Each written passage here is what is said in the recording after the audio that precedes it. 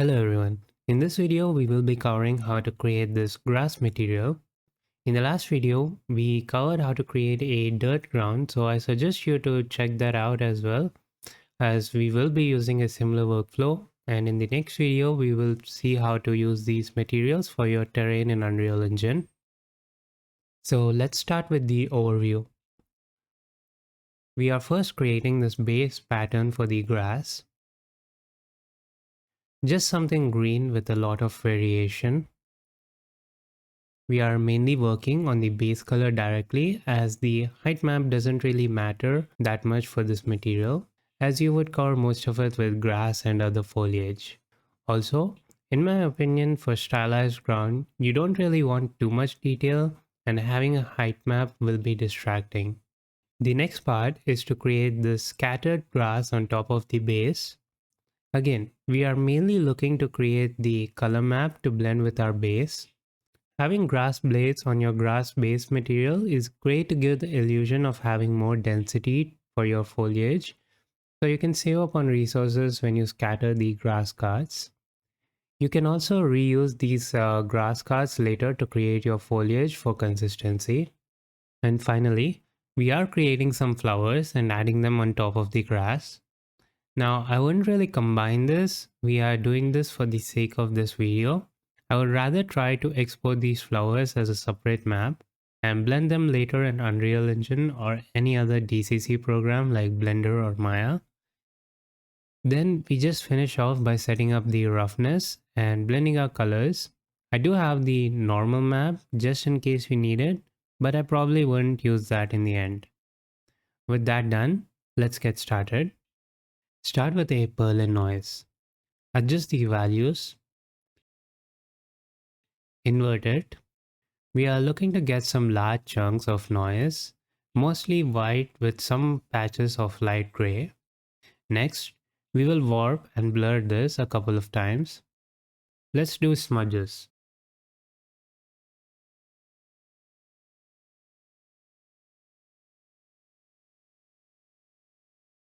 With this pattern, we want to stretch it out, so let's get a transform next.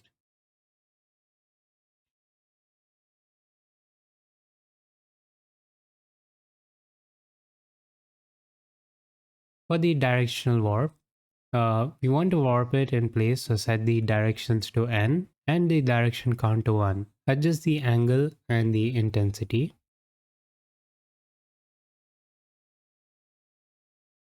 Let's add another directional warp. For this, let's use clouds with a higher scale.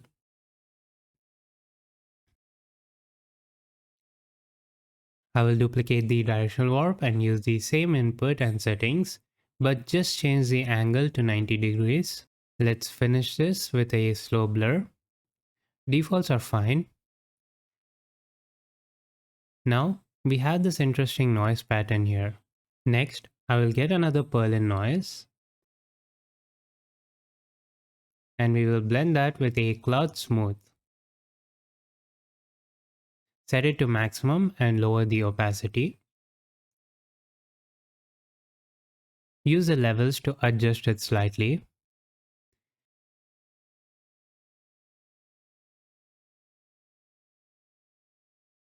Now we can blend these two noise patterns. Let's set it to overlay. I will use the levels again to control the range. I don't want it too bright.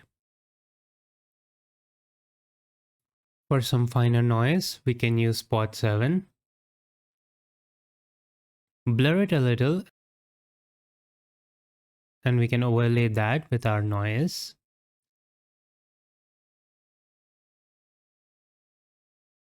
Lower the opacity. Next, we can try dots noise.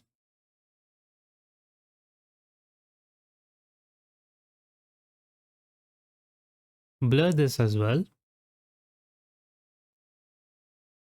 We can blend that and set it to add.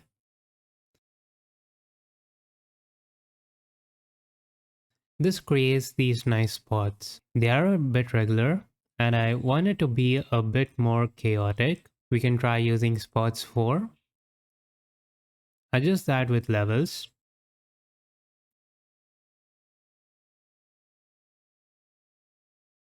Let's add that as well. Normally we do the color map at the end, but for this material we will create a color map for each part separately and blend that. So let's create the base color before we move on to the next part. I'm just adjusting the gradient map between shades of green and slight lime yellow.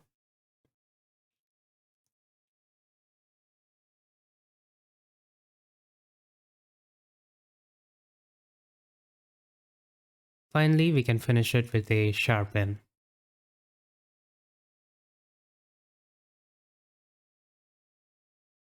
For the grass blades, we can use a shape generator. Under the shape, I found the lens option to work great for this. Adjust the width, height and position till it looks something like this. The bottom cuts off harshly, so we can use a gradient linear and multiply that with the blade. This gives a nice soft gradient at the bottom, and there's also a gap so it won't be a problem when tiling. I will adjust the position for the gradient a little. It's a bit sharp and jagged, so we can blur it a little. We can tile this now. Just change it to a 2 by 2 grid as that is enough. Now these are all the same, so we need to get some variation. You can also warp the blade 4 times and use those to tile and create such an atlas pattern, but we don't really need anything that complex. We can just warp this tile pattern. Add a directional warp. For the input, let's take a Berlin noise. Lower the scale. Take a turbulent Berlin noise as well. Blend these two and set it to multiply at a low intensity. We can use that for the intensity input.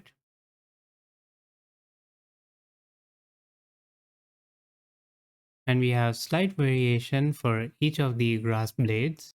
They are a bit wavy. And yeah, that should be enough.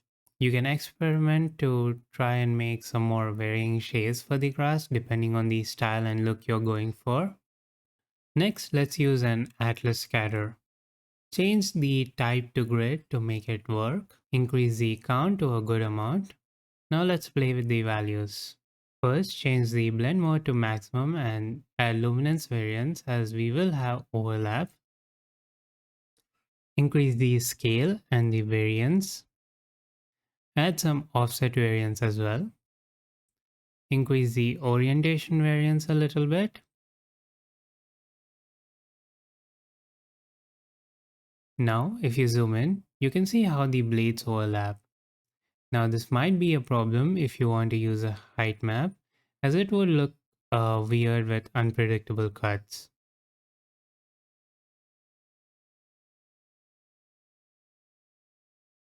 You can try to avoid that by turning on collision setting and playing with the values. In this case, we won't really be using a height map, so it's not a big issue. But I just wanted to talk about that in case your material might need that. This would lower the density count, but that will look better than having random overlapping cuts. Now, another thing with the orientation is that while this looks nice, if you want more randomization, increasing the variance values does not look that great in my opinion.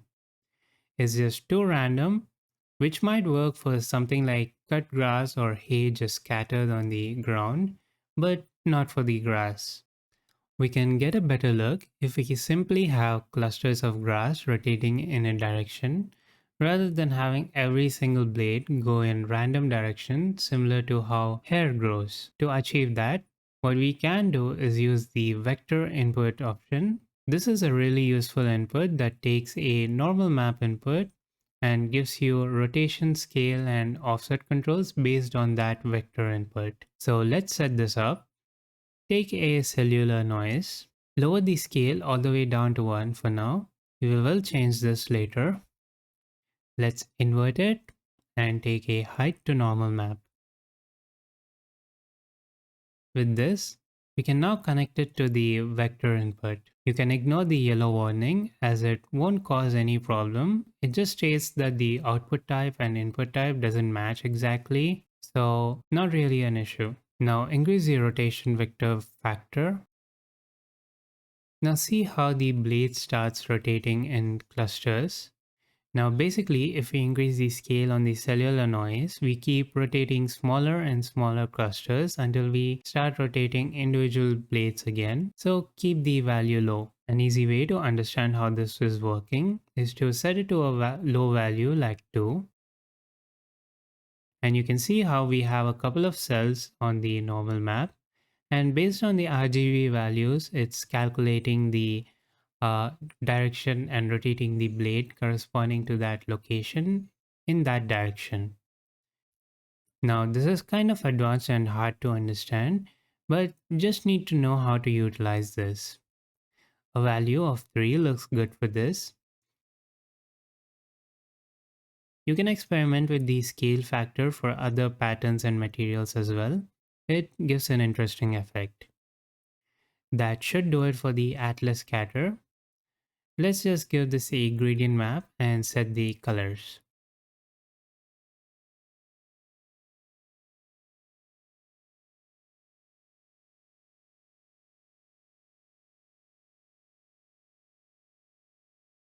That should do it for the grass.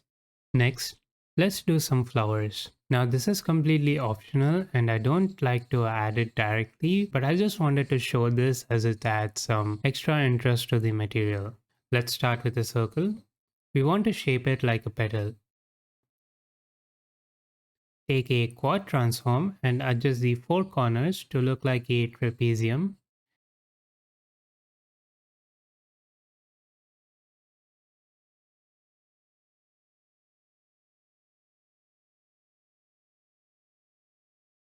So it looks somewhat like a petal. Similar to what we did with the grass, let's take a gradient linear and multiply that.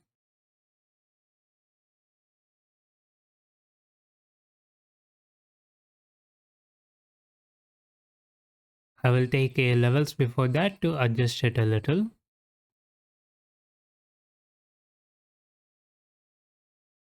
Use an auto levels and now we can scatter this to get a flower shape. Take a circular scatter. We need to adjust the values to get the correct shape. Lower the count to 3. Reduce the ring count to 1 so we get a single circular ring. Increase the size so it's easier to see. Mainly, we want to turn on the ring aligned option and we don't want any variance. So now the petals face outwards from the center. Reduce the radius so they meet at the center. Now they are overlapping, so change the blend mode to maximum. Now it's just a matter of fine tuning the values to get the shape and size that you want. Duplicate this a couple of times and just increase the count to get some variations for the flowers. Next, take a circle, increase the softness. We can take a 5-sided polygon, blend these two and set it to multiply. Now we can blend these with our flowers to add them in the center. Again, this is optional, but I like the look of this better than just having them overlap in the center. Okay, we have 3 variations for the flowers. We can scatter these. Let's take a guided scatter.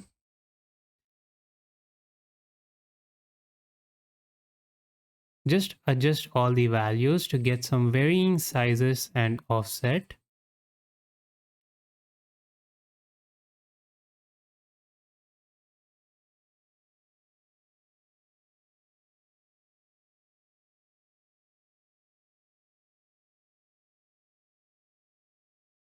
For the density, I don't want any of the flowers to overlap. So I will use collision. Adjust it till none of the flowers overlap. Another thing is we want clusters of flowers scattered, similar to what we did with the rocks in the previous tutorial. So let's turn on the mask input. For this, we will use a Perlin noise. Lower the scale. Also add a turbulent Perlin noise. Lower the scale for this as well, and the gamma. Let's multiply these. Lower the intensity and connect it to the mask input. I need to change the order of the foreground and background.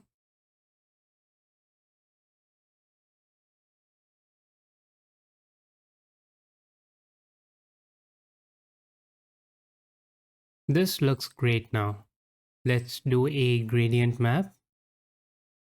For this, we can select a light and dark color. The hue doesn't really matter as we will randomize next.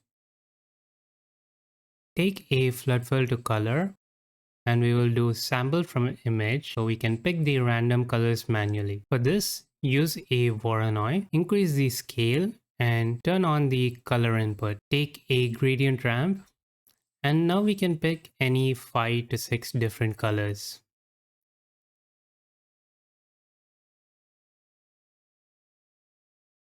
Now, in the flood fill to color, we have each individual flower with different color. And it's based on the colors we picked in the gradient ramp.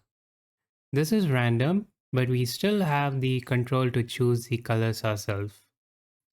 Blend that and simply set it to hue. That is it for the flowers. Now to finalize the base color, let's first blend the base with the grass. Set it to average. Take a levels from the Atlas scatter and connect it to the opacity mask of the blend. Adjust the levels till you get the right balance between the base material and the grass.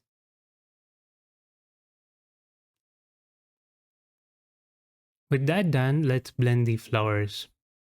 Leave it on default, and coming back to the guided scatter, we need to create a mask for the flowers. So take a histogram edit, increase the master value to get a black and white mask. The borders are pixelated, so we can blur it a little.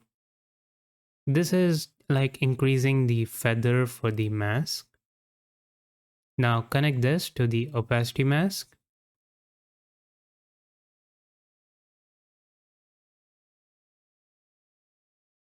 And that should do it for the base color. Now let's do the normal and ambient occlusion to help with the lighting a bit better, but it's still optional. Let's take the base and blend that with the grass. We can use the mask we created instead. Let's take a height to ambient occlusion node and connect that.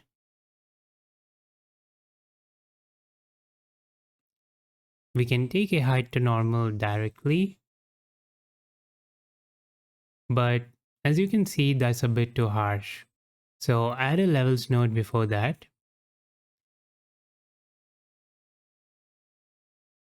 I'm just adjusting it to reduce the range for the normal map. Now that looks good. You can see the before and after. And also you can disconnect the normal map and see that it's adding a bit more detail to the lighting and depth to this. Finally, let's do the roughness. I will actually take the color to grayscale from the base color. Use a levels node to adjust the range. Now we have some random variation. And it looks interesting, but the flowers look a bit odd. So I want to control that separately. Let's take a blend, and for the foreground, we'll take a solid color linear. For the mask, we can just use the one we made earlier to blend the color and connect that.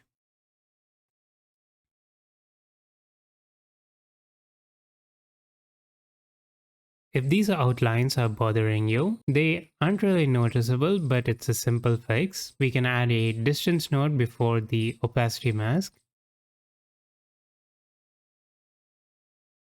and slightly increase the distance to expand the flowers.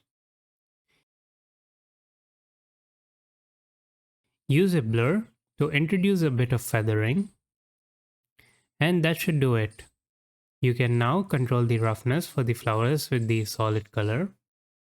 You can also adjust the levels to get a better roughness, but you mainly want a good range. And you can use a multiplier in Blender or Unreal to control it later.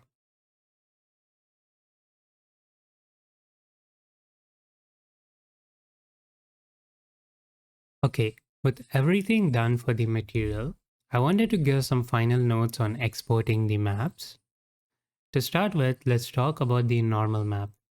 I don't really like to use the normal map with this material because with grass material you usually cover it up with the grass foliage cards, and since this is a stylized material, in my opinion too much details feels very cluttered. So I don't use this, but if you do want to use it, you may want to lower the normal map intensity till it's barely noticeable. This is completely up to preference and depends on the style for the environment. Not saying don't use it, but just be intentional with this. The second thing is I don't like to bake the flowers when exporting. While this does look good here, you may have other ideas and I don't like to be logged in. And anyways, using foliage card for the flowers will always look much better. This is completely optional. Simply turn off the blend for the flowers for the color and roughness, and that should be set. If you do want to, you can export this map separately and set up the alpha channel from the mask so you have a tileable flower pattern that you can paint later in Unreal with the material blending or even in Blender with some masking.